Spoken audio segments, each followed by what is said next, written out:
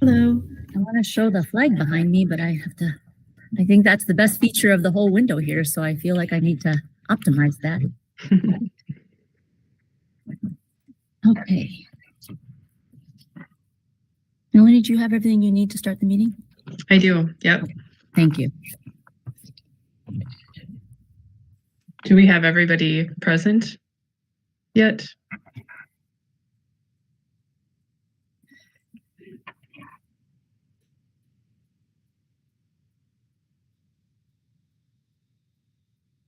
I think for the purpose of the board members, we definitely have Enough people present. Yes. Somebody may jump in the middle, maybe. Yeah, I'm guessing Heather and Aaron will jump in. Okay. Just wait the one more minute.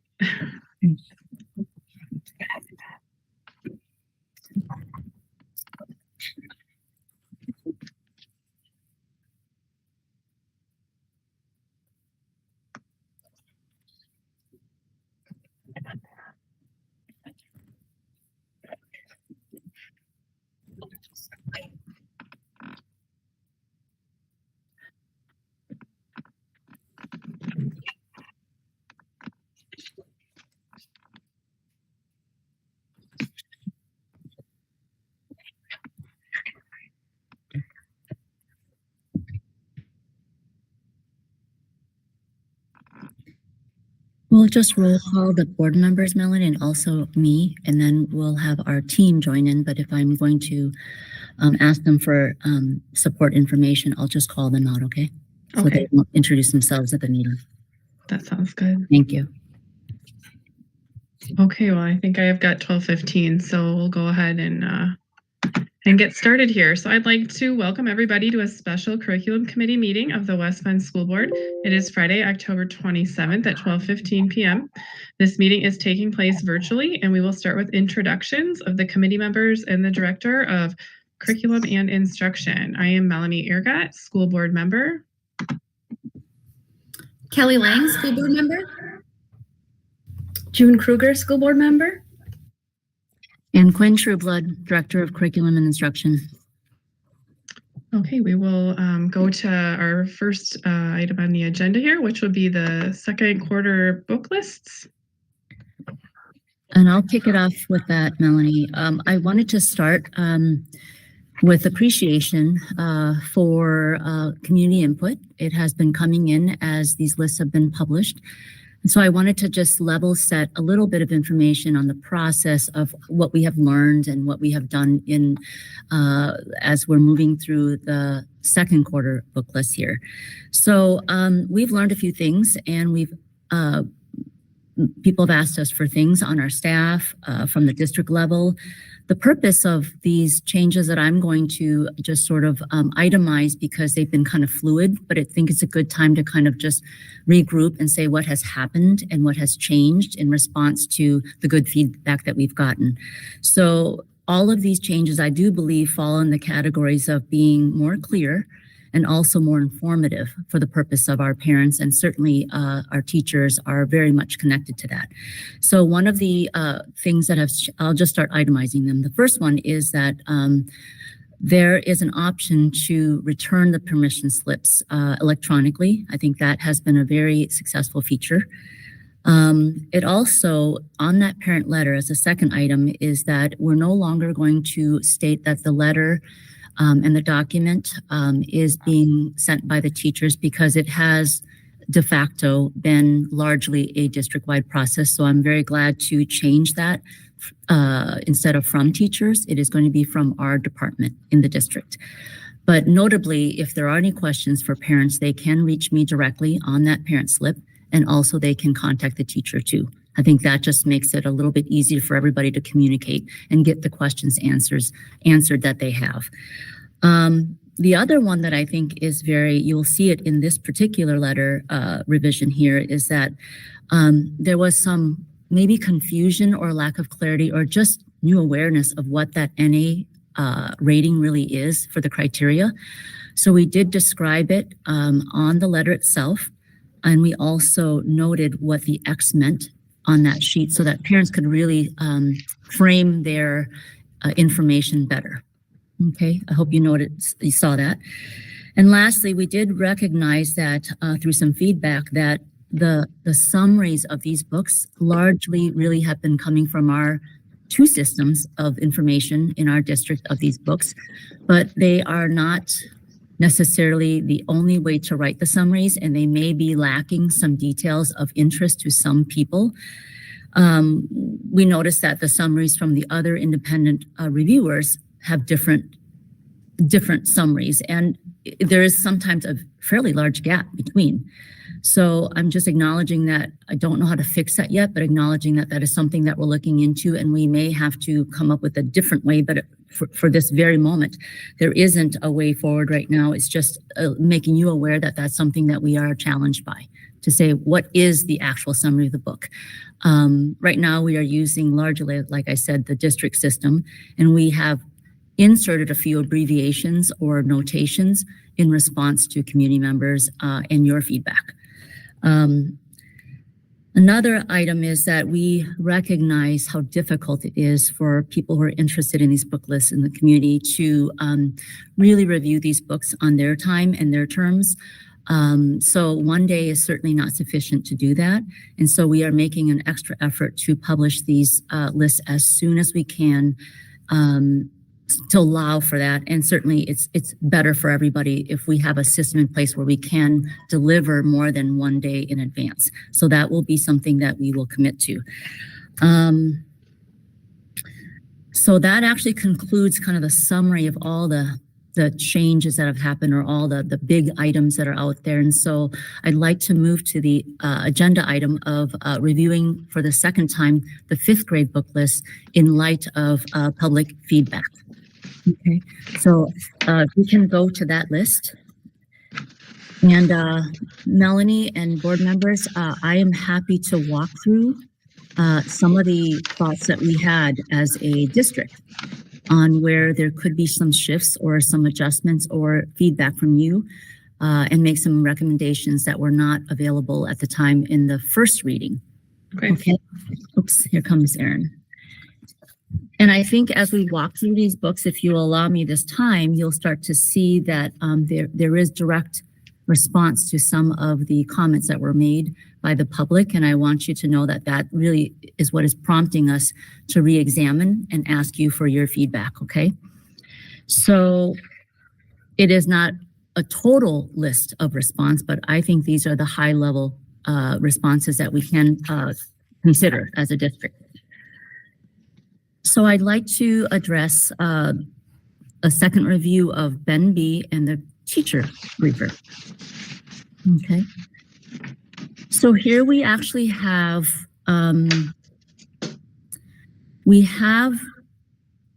the gender identity as one of the topics that has been, and prior to my coming here, may be of controversy. So I wanted to give you some information that as I examined the human growth and development curriculum, it is very clear that it is actually not explicitly taught in the curriculum in the 4th, 5th, or 8th grade. That's just factual. But what I can tell you about this particular book here, as we looked at it some more, is we added a small notation because we went back to our teachers and went back to the vetting process. And the last sentence in the summary says, the supporting character uses gender neutral pronouns. So we have two things that we're really considering here. Gender neutral pronouns themselves are probably not the problem. The problem here in the scope and sequence of curriculum is that is the main character going through that process, and is that book telling of that process? Factually, that is not in this book at all. There is a secondary character who is referred to as they and them, and that is really about it. So that's just something that I want you to sit with and think about, because there's also another book on this list, and let me track it right now. It was The Flight of the Puffin was the other one. Yeah, thank you. I'm just going to it right now.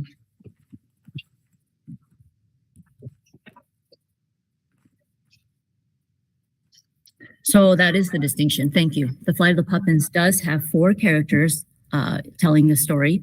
And one of those characters is non-binary. So there's a distinction. You have a primary character versus a support character. I think that's a pretty big distinction. So my recommendation is, and our team's recommendation is that we make that distinction. And secondly, because it is not in the curriculum for human growth and development, there is no cause to defend this book to be part of this particular book list. Yeah. Yeah, I would agree that I was going to bring that up before you had mentioned that also, that I know the Human Growth and Development Committee did do a lot of work surrounding when, things like that should be taught or discussed.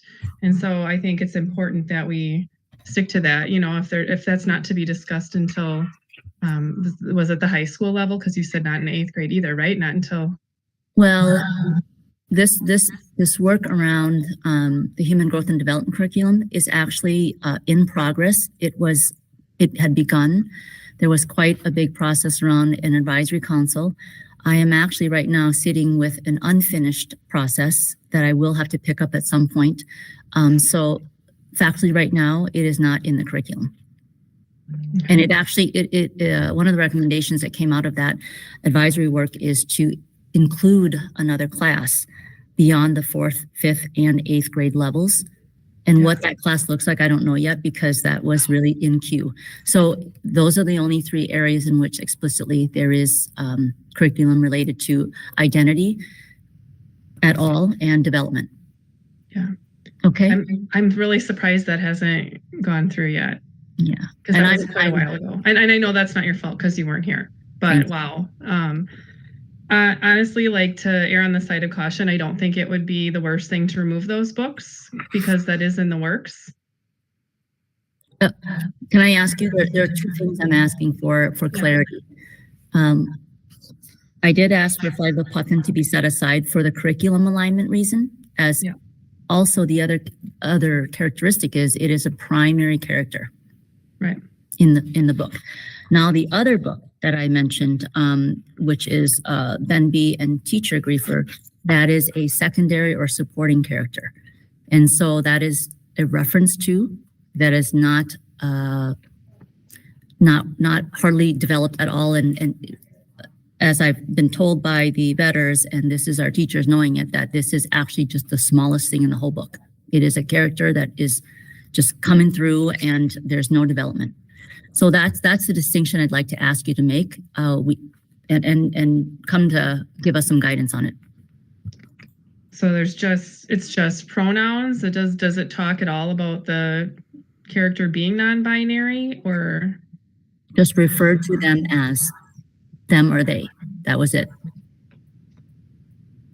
And was that something that was just that they were requesting to be referred to as they, them, or it just was reading through a sentence that said they? Yeah, there was no ask for I am.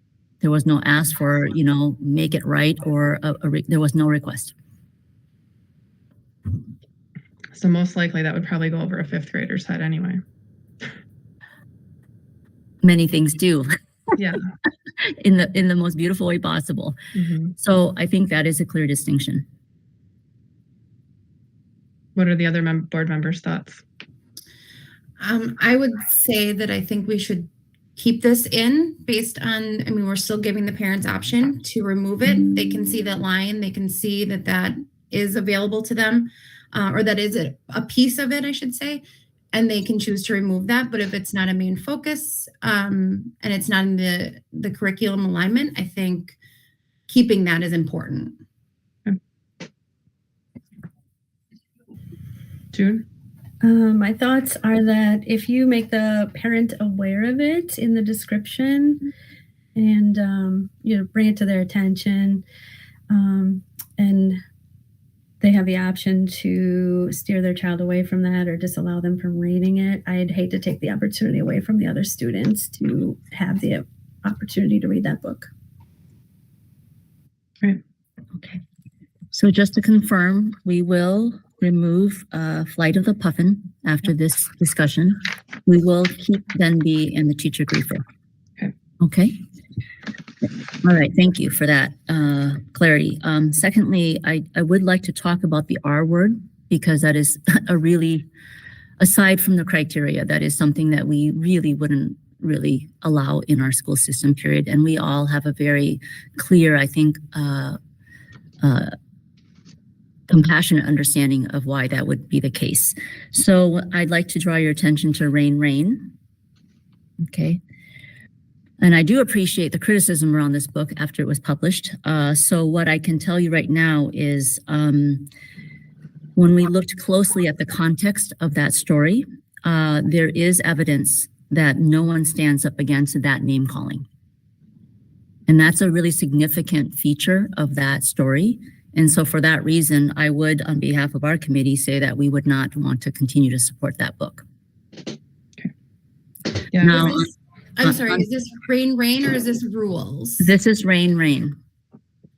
So the standard that we'd like to set forward is the standing up feature versus the allowing feature, or not standing up for that character.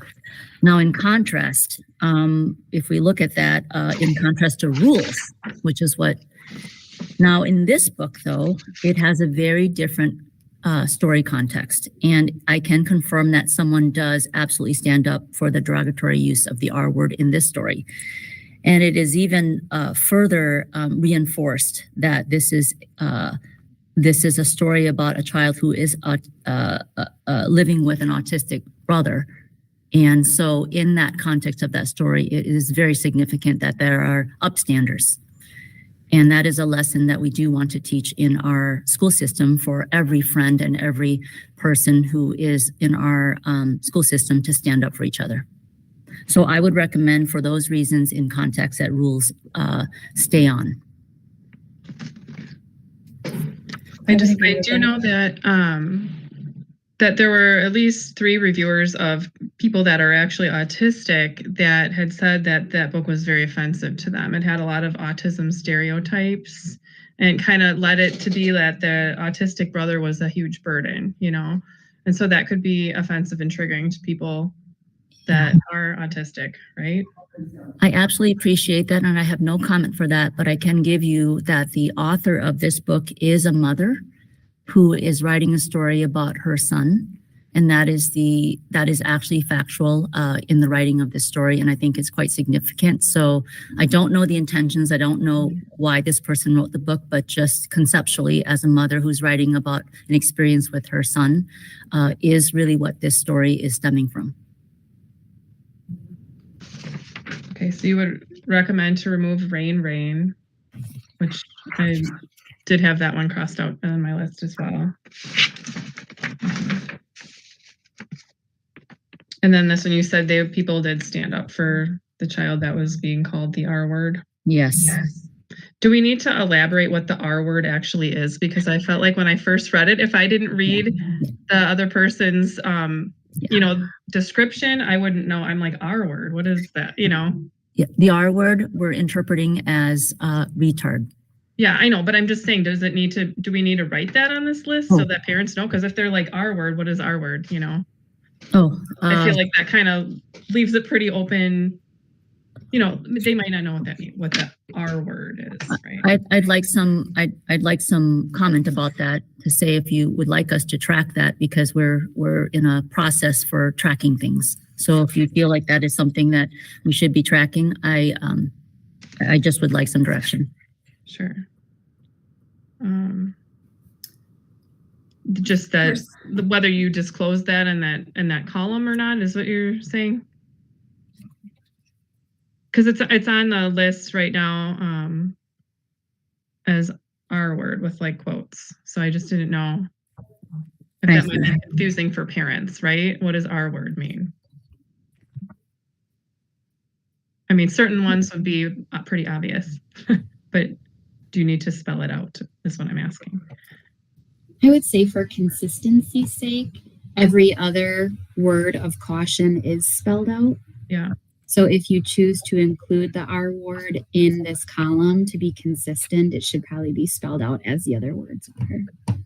Otherwise, if you remove it from that column and make it a note under the summary So it's like a disclaimer in the summary. That could be another option.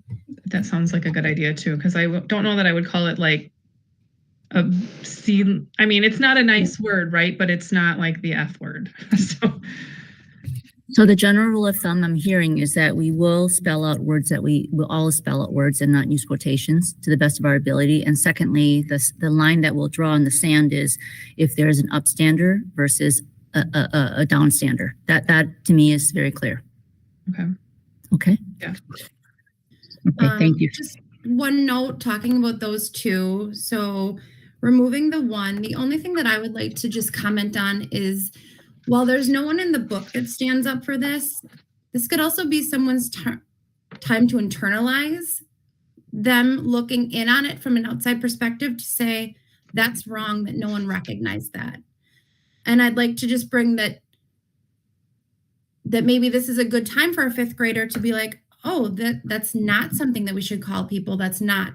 So I understand the point of the discussion, but I'd like to say that my opinion would be to keep that as a learning and a teaching lesson for the ability to be able to call someone out on that. Well, the other one is here though, where kids do stand up, and that could be a discussion had in that group as well, right?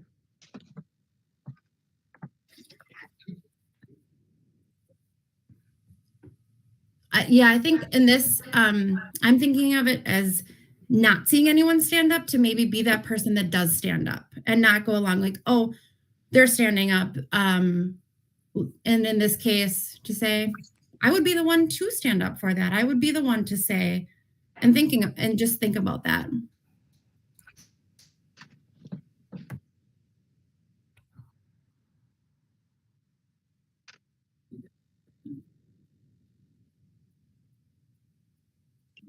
I will say with Rain also, there was some other commentary where there was mentioning of the father drinking and using drugs, and abuse was also mentioned in that book as well.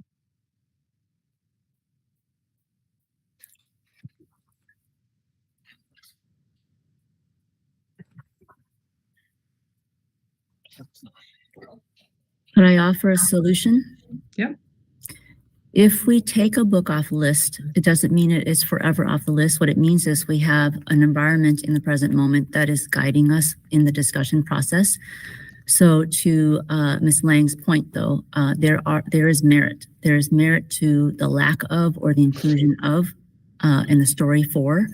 What I'd like to suggest is that there's an understanding that just because we remove a list from this second reading doesn't mean that it is gone forever in the whole universe. It just means that when we come back and review it, possibly if we ever do, that we have a different context for which we are vetting again. So it's not a forever decision. It is just the moment we have right now so that our teachers can move forward. Yeah. Is that okay? Yep. Ms. Lang, would that be agreeable to you? Yes. Yep. Okay. I would like to keep everyone moving. So Yeah. I just wanted to voice an opinion. And what I'd like to do, though, in light of your position, Ms. Lang, I would like to go back to those teachers and explicitly say, what in this book has the greatest value for your readers at this grade level? And why did you choose it? Despite all the rules that are engaged right now, there is something about that that is being chosen for, and that would be really good information at some point when we come back to this. Thanks. Yep. That's exactly my thought too. I mean, there are thousands and thousands of books to choose from. So something that was in this book stood out to those teachers to have that picked. So it's important to get that feedback. And I will have a record of that for you for sure. Thank you. Okay. Thank you for that. I'd like to move to another item on this list. Now, this is not for me to comment, but it is for me to respond on behalf of the committee here that there is the topic of race relations, and wherever it fits in our community right now at West Bend is something that I'm not very familiar with, but I can tell you that it is controversial in the wider community, and the only book for which it's represented in this list is Blended. So I think I'm asking for your direction on the value of this topic at this grade level. And for a fifth grader, it's not about race relations. It's just not. That's all I can factually share with you. So it is of some controversy here. And I guess I'd like to ask you where you are sitting with this and whether or not it's something that we as a department need to also consider.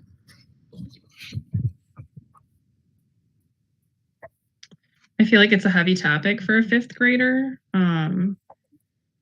with things like police brutality and corruption. Yeah, just all the racial stuff. I mean, it just sounds heavy. Racial tensions, divorce, they're just, I feel like fifth grade is really little to be talking about that. I can only share with you that we do know this book to be a story about a little person who is a prodigy in a very unfortunate, difficult circumstance. It is a story about the human spirit and about resilience. It's a story about hope, despite what the summary says. That's what we know for sure about this story so far. And so I guess I'd like to bring up something, and I'm sure that you are very well aware of this, but I think it's good to make this point right now because our discussion is centering on this. So when we have these questions as multiple vetters in the process, we do go back and ask our teachers for additional information. And what they can give us is usually text citation, the actual text, what was written by the author themselves. And they give us that information and we read it. And we say, okay, here's the actual text. Does it pass the criteria? We also go through consideration, which I think is more helpful here when you look at contextual evidence. And what that really is, it's the setting or the background in which the story is written. It's also, usually anchored in it's either historical context, physical context, cultural context, or rhetorical context. Those are the four areas in which, most contextual evidence falls in. So this is actually what we do on the back end. And so when we say, hey, when a parent was shot in this book, we go back and we say, what was the scene? How was it described? And what was the context for it? So just it's more complicated than that, but I wanted to give you a window into what's happening on the back end when these books come through. Right. So that may or may not help you, but that's actually how we're doing the work behind the scenes. Well, if we wanted to keep this one in, I guess I would just request that, the description be including that kind of information, that there's some police brutality and the racial pieces, just a little bit more descriptive. Absolutely. And thank you for that. But here's the challenge that we have as a department. We know those scenes are in the book. They do not meet the graphic violence level. It's not descriptive. It says shot in the arm. It doesn't go through that, the actual definition that was written in policy. It doesn't meet that standard. So we don't quite, it's passing through because it passes the threshold. And then we add a little evidence like shot in the arm, character shot in the arm, because actually that's what happens. Yeah. But does it talk about, the bone sticking out and the blood gushing everywhere? And, it doesn't go to that level. It is part of the story. So I think that's where we are challenged to include things that we can't really make it up because there is no other description of that particular part of the story. The person is actually shot in the arm. Right. And police brutality, I don't exactly know because that's a humongous, large umbrella. And so I would like to be much more focused on what it is we're sharing because it has to be pretty factual. Yeah. And uncolored or uninterpreted, if you ask me. Sure. Yeah. So I'm sorry, after this discussion, where do we sit with this, where does the committee sit with blended? Personally, I would keep it. I think the overarching things that you talked about, the resilience, the positive pieces of it, while not reflected in the summary, I think that could be a piece of the summary as opposed to just the, right now it's just divorce, prejudice, racism. I think it's important to also highlight the positive outcomes of what would be read about in that book. I would agree. I think if it's a story of hope, it could be very inspiring. I would vote to keep it, or my opinion would be to keep it on the list. So we will keep it on the list then. Okay. Is that okay? All right. I would like to go now to Save Me a Seat. And I do apologize. This was a second oversight, but the second author in this book will have their name corrected. It should be R instead of an N on the third letter. So we will fix that. Thank you. This is actually a great example of when we go to book reads or other sources for reviews. They're just like you and me. They just review books and they write things down, and that's what's come to mind. But it's a great example in my mind, or at least a clear example in my mind, about what happens in that reviewing process and how we look at it. And there's a bit of a difference. So what we did do is there is a new detail, as you'll notice in the graphic violence column. It's X, and you'll see that it says the bully steals a jar of leeches and it opens into his pants. Okay, that's just what's in there. Mm-hmm. That is a summary of it. But if we actually go to text evidence and cite what is actually written, it is very different than what was written in other sources about, I think that the quote was that there are leeches on genitals. Mm-hmm. I mean, there's a big difference when you talk about that as opposed to what happened in the story that caused the leeches to be in this character's pants. So I would like to just, if you will give me some time, I would like Ms. Faust to really do an actual reading of the text for that, because it's an example of the things that we have to consider, because we go back to text evidence, and then we have the public comment about, this is what the book is in there, and it's actually not. So I have no way of rectifying that retrospectively, but I can tell you that this is what we do on our end to bring forward the list. So Erin, could you please read the excerpt that is specifically identified in this jar and leeches part of the story? Yes. Okay, so a little bit of context here, because there's going to be names in here. Dylan is the bully in the story. Joe and Ravi are his targets.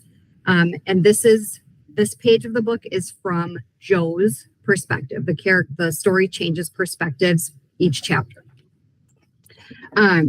So this is Joe talking. When I saw Dylan eyeballing those leeches earlier, I knew it was only a matter of time before he tried to swipe them. And like everything else he'd taken, I also knew where they would end up. Dylan is jumping up and down now, swatting at the front of his pants, until finally the glass jar falls out of the bottom of one of his pants legs and rolls across the floor. Talk about an epic sequence. So the context of that, and then it goes on to the next page a little bit. This is Ravi's point of view now. So Ravi says, what kind of fool puts leeches in his pants? Loosening the lid had been a capital idea, nothing less than pure genius. Dylan is running around like a headless chicken, and the bully of Albert Einstein Elementary School drops his pants and runs screaming down the hall in his starry underwear. Brilliant. So it's an example that's text evidence of this scene in the book. Yeah. Very less graphic than initially. I mean, when you just read the initial and the comments about it, very different when you actually hear the text or see the text, to be, especially for a fifth grader. That makes a lot of sense. Absolutely. Absolutely. So thank you, Erin, for reading that. I appreciate that. Mm-hmm. So I want you to know that this is exactly what we are doing day in and day out to bring you the lists. And I cannot tell you how how much effort that is for the right reasons. I understand why we're here, but when you do read Goodreads and you do read anything else out there, it is literally translated like humans do in their understanding if they actually haven't read the book themselves. It's very understandable. But we do ask our teachers to come back to text evidence and give it to us, and we have a record of these things, and then we as a department have to make a decision whether or not that rises to the threshold of graphic violence or sexual content or excessive obscene language.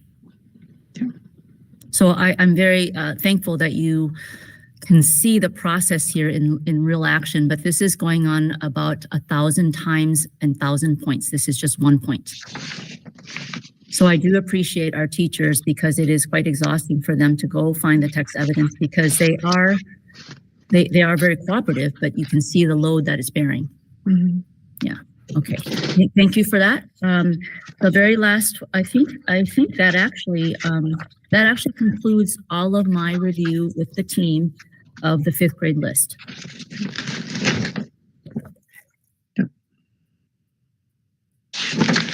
All right. Yep, I'm good. Okay. Thank you. If we can, let's switch to the 7th grade list now, which is a new list to be presented to you today.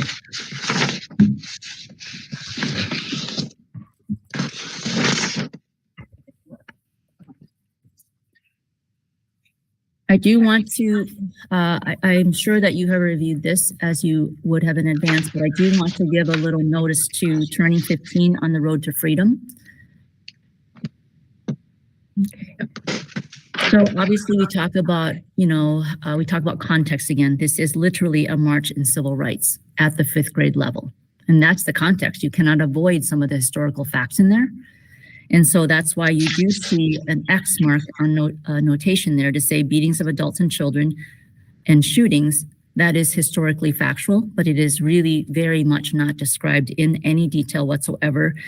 And there is a picture of Bloody Sunday included. And if you look at that picture, it is a historical picture. So I don't know how to, that's all I can give you as information. Yeah. And this is the 7th grade one, the 7th grade list. This is the 7th grade one, yes. Okay. Okay. Yeah, I guess it's disclosed on there, so I think that is appropriate. I actually liked this list a lot better than a lot of the other ones. With it being nonfiction, it was very, just seemed a lot more accurate and less subjective. I don't know. There wasn't a lot that stood out to me. It was just if it needed to be noted that things were maybe kind of scary or violent because a lot of them are during, Historical periods. Right. Mm-hmm. So. Any other books on this list that members would like to concentrate on? I was able to look through the book or the list and everything. I saw that there were 2/3 of the list have all NA options, and 1/3 of the list does call out stuff that the family can decide if they want that child to read it or not. And so I thought it was a very nice, complete list with lots of options for everyone. Yeah, Kelly, good. Okay, thank you for that confirmation. And I just also wanted to maybe close with a real frustration that we have, and which is we try very hard to respond to just making sure that we are thinking real time about what NA books are and what they aren't. And hopefully you can see the evidence that we are responding as quickly as we can, but you can appreciate because of the process and so many people involved. We really, I would like to just share with you that it will take some time for us, even for next year, it will take some time for us to see what I consider to be normalization. It just will take time. Yeah. And so I appreciate the committee's patience. I appreciate that you're giving us your real thoughts so that it guides our work forward. And I do appreciate that you do understand more about what that process really means on the back end. Because ultimately, I do believe that we're going to bring, this committee is going to bring recommendations forward in the second workshop or work session for the board, because we are in fact testing a process. And then going back to the drawing board to say, you know, can we really have books that have no obscene language in the 5th grade whatsoever? You know, those are the questions. And certainly when we go to the high school level books, especially the 11th, 12th grade books, the board recognized that it will be challenged because you don't know if your thresholds that were set or your bars that were set actually can exist in their form as they are. So those are the things that I think this committee will be shaping forward. And so I really appreciate that you're giving us the feedback to help support that continued work. Great. Well, thank you. Thank you for all the hard work you do, and even thank the members of the community that have put in time to really dig into a lot of the lists and just see if there's anything, because not everything is always disclosed on the little summaries. And so, yeah, I appreciate everybody's hard work because I know it's a lot. So, okay. Yeah, and just to add on to that, Melanie, I'd also like to thank the teachers for putting as much time into this. I know it's a lot of work on top of on their busy day already and working with our kids. So to do this and have this be a part of it, I do appreciate. And then this team as well. Thank you guys. I think this is in the long run going to be really helpful for everyone. Thank you. all right. Well, if there's no further questions, does anyone have any other comments or questions? No? All right, then I will make a motion to adjourn the meeting. It's, let's say I got 12:55. Is there a second? Second. All right, thanks everybody. Bye. Bye.